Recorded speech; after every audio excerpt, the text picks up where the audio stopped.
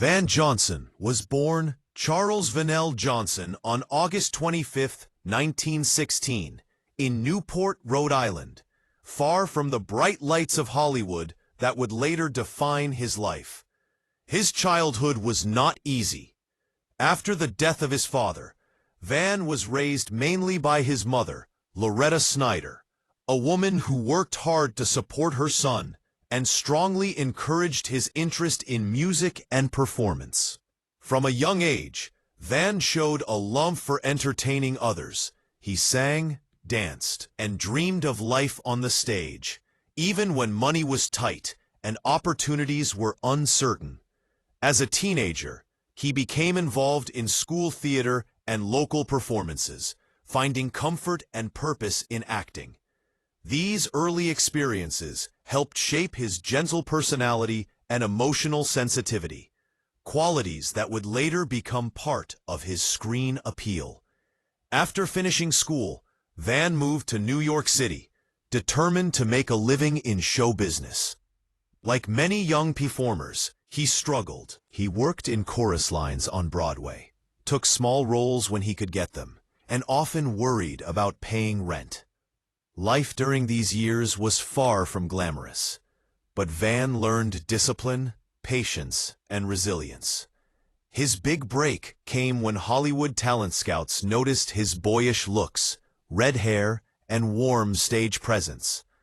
In the early 1940s, he signed a contract with Metro-Goldwyn-Mayer, known as MGM, the most powerful studio in Hollywood at the time. MGM quickly realized that Van Johnson represented something special. At a time when America was facing World War II, audiences wanted hope, kindness, and familiarity.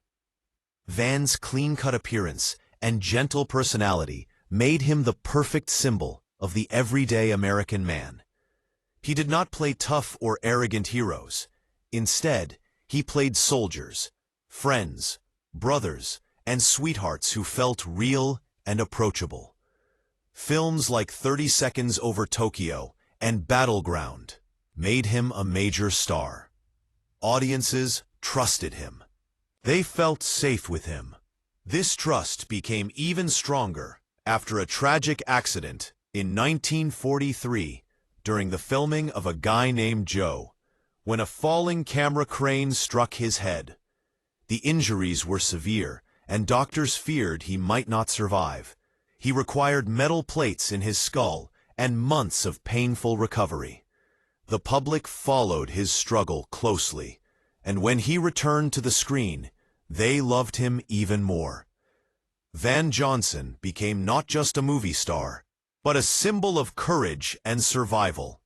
Yet while his career flourished, his personal life existed under strict control. MGM carefully managed every detail of his public image, from his interviews to his friendships and romantic appearances. During the 1940s and 1950s, Hollywood studios operated under morality clauses that demanded stars appear heterosexual, respectable, and morally upright. Being openly gay was unthinkable. A single rumor could destroy a career overnight. For actors like Van Johnson, privacy was not a right. It was a risk. The studio watched where he went, who he was seen with, and how he behaved in public. Behind the friendly smile and wholesome image was a man learning how to hide parts of himself in order to survive in an industry that offered fame but demanded silence. In January 1947, at the height of his popularity, Van Johnson married former stage actress Eve Abbott. The wedding was heavily publicized and presented as a perfect Hollywood love story. MGM promoted the marriage as proof that Van Johnson was exactly who audiences believed him to be. A romantic leading man settling into happy domestic life. Eve Abbott was intelligent, poised, and familiar with the pressures of show business, and together they appeared to represent the ideal Hollywood couple. They had a daughter, Skylar, whom Van deeply loved, and he became a stepfather to Eve's two sons from a previous relationship. By many accounts, Van was a devoted and affectionate father, and his love for his children was genuine. However, as the years passed, the marriage struggled.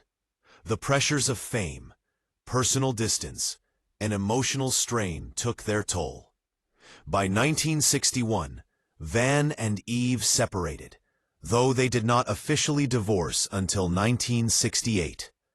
In later years, Eve Abbott spoke openly about the marriage, stating that Van Johnson was gay and that their union had been arranged by MGM as what was commonly known as a lavender marriage. Such marriages were not unusual in mid-20th century Hollywood. Studios often encouraged or arranged heterosexual marriages for gay actors to protect their careers and maintain a clean public image. According to biographers and later accounts, Van Johnson lived much of his adult life under this kind of pressure. While he could not be open about his sexuality, he reportedly formed close romantic relationships with other men in private. These relationships were hidden, carefully managed, and surrounded by fear of exposure. Among the men most often mentioned in historical accounts is Montgomery Clift, another MGM star known for his emotional depth and personal struggles. According to accounts attributed to Johnson, their connection was intense and deeply emotional, built on shared understanding and vulnerability. Both men were sensitive, introspective, and trapped by expectations they could never fully meet. Another name, frequently associated with Johnson, is Tab Hunter, a younger actor who rose to fame in the 1950s. Hunter later confirmed his own homosexuality and spoke openly about the studio-arranged romances he was forced into. Johnson reportedly described Hunter as kind, frightened, and overwhelmed by the pressure to pretend. Any relationship between them, if it existed, would have been brief and carefully hidden. Rock Hudson is also often mentioned in discussions of old Hollywood's secrecy. While no confirmed romantic relationship between Hudson and Johnson exists, both men were part of a silent group of actors who understood the rules and dangers of the era. According to later recollections attributed to Johnson, these men were not sneaking around for excitement or rebellion. They were trying to survive without losing themselves completely. Meetings were arranged quietly, often through trusted friends. Conversations happened behind closed doors. Fear became a constant presence. Johnson reportedly later reflected that some people in Hollywood married for love, while others married for protection. For many, it was neither. These hidden relationships were emotional lifelines in an industry that demanded denial. Johnson understood that honesty could cost him everything he had worked for, and so he lived carefully, balancing public success with private silence. As Hollywood changed in the 1960s and 1970s, the old studio system slowly collapsed, and with it came slightly more freedom, though not full acceptance. Van Johnson's star power faded from its peak, but he never stopped working. He continued acting in films, television, and theater, including Broadway and touring productions. His performances in later years carried a reflective quality shaped by experience, loss, and quiet endurance. In private conversations late in life, according to those who knew him, Johnson became more willing to acknowledge the truth of his past. He reportedly expressed regret not for the love he had known, but for the fear that had surrounded it. He believed the public deserved to understand how many lives were shaped and limited by Hollywood's harsh standards. By the early 1990s, Van Johnson stepped away from public life entirely. He moved into a penthouse apartment in Manhattan, choosing privacy over attention after decades under constant observation. Later, as his health declined, he moved to an assisted living facility in New York, where he lived quietly, known to staff and residents as a polite and gracious man whose legendary status contrasted with his modest daily life. On December 12, 2008, Van Johnson passed away at the age of 92. His death marked the end of a life that had spanned nearly a century of entertainment history. Today, his legacy is viewed through a more compassionate lens.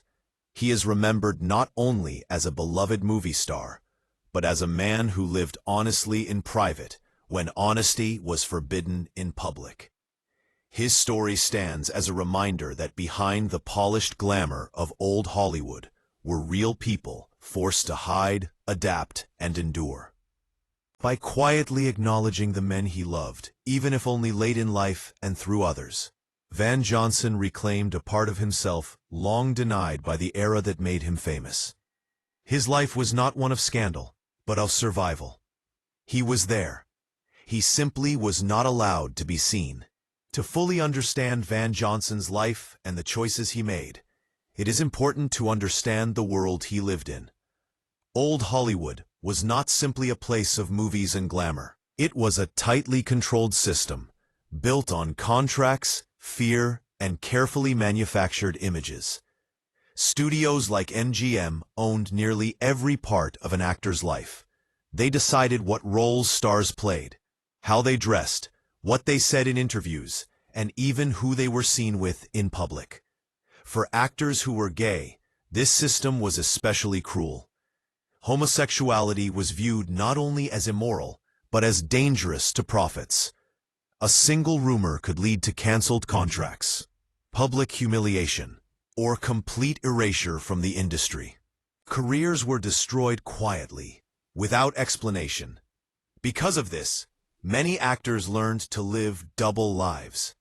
They followed the rules in public and searched for truth and connection in private. Van Johnson was not alone in this struggle. He was part of a larger, hidden community of performers who supported one another silently. These men and women shared looks, brief conversations, and trusted friendships that helped them survive emotionally. There were no public role models, no protection, and no future promise of acceptance. Every day required careful calculation. Where could you go? Who could you trust? What could you say? For Van Johnson, whose career depended so heavily on being seen as wholesome and approachable, the risk was even greater. His image as the perfect American boy was his greatest strength and his greatest prison. Over time, the emotional weight of hiding became part of his life. According to later accounts, he learned to compartmentalize, separating his public self from his private feelings. This separation allowed him to succeed, but it also came at a cost. Emotional distance became normal. Silence became safety. Love had to be quiet, brief, and protected at all costs. When people today ask why actors like Van Johnson did not speak out earlier, they often forget how dangerous honesty truly was. There were no legal protections, no supportive media, and no public sympathy. The world was not ready to listen. In this context, survival itself was an act of courage. As society slowly began to change in the late 20th century, stories like Van Johnson's gained new meaning. Historians, film scholars, and audiences started to re-examine old Hollywood with more compassion and honesty. What once looked like simple fame now appeared as something more complicated. The smiles on screen masked real pain. The love stories sold to audiences often hid deeper truths. Van Johnson's life became an example of how talent, kindness, and discipline could coexist with fear and sacrifice. Today, his legacy is no longer defined only by box office numbers or classic films. It is also defined by what his story reveals about an entire generation of artists who were forced to choose between truth and survival. His experience helps modern audiences understand why representation matters, why freedom of expression matters, and why history must be told fully, even when it is uncomfortable. Van Johnson did not live to see a Hollywood where actors could live openly without fear, but his story helps explain why that change was so necessary. In remembering him honestly, we honor not just one man, but all those who lived in silence so future generations would not have to. His life reminds us that behind every polished image is a human being, and behind every era of entertainment is a truth waiting to be seen. Today, the world that Van Johnson lived in feels very distant, yet the impact of that era still shapes the entertainment industry and society as a whole. Modern audiences live in a time where many actors can speak openly about their identity without fear of losing everything overnight.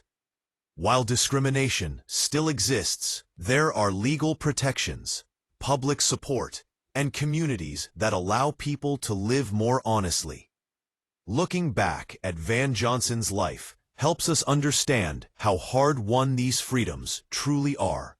His story reminds us that progress did not happen suddenly or easily. It came after decades of silence, sacrifice, and quiet endurance by people who had no voice at the time. Van Johnson never marched in protests or gave public speeches about identity, but his life itself stands as evidence of the cost of living without acceptance. He belonged to a generation that carried the weight so others would not have to. By examining his experiences today, we are not judging him for his silence, but honoring the impossible choices he was forced to make. His private relationships, hidden from view, were not acts of shame, but acts of humanity. They represented a desire for love, connection, and understanding in a world that denied those needs.